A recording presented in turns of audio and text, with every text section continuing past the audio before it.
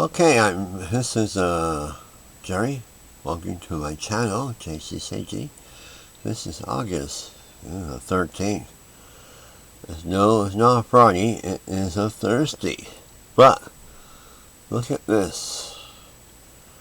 I really have to say something about this. I don't want to get involved in the nonsense of their political world. But, what is happening here, people, if you don't see it, is that a president of the United States is flipping everybody the bird. Every voter in this country, Republican or Democrat, or whatever, independent, is not showing himself to be concerned about rights of people of this country. He's more concerned about keeping his own little butt right where he's at.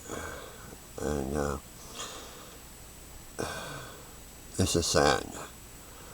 He's supposed to be representing us, everybody, his enemies, his friends, and doing everything he can to help this country succeed. And this is not doing that. So, I really have no respect left for this human in the office he's functions, because he's showing his true colors, and that all he wants from you is whatever he can take. Okay, and gives you empty promises, and only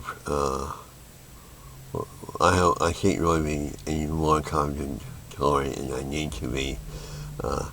Time will tell who has failed and who shall be left behind.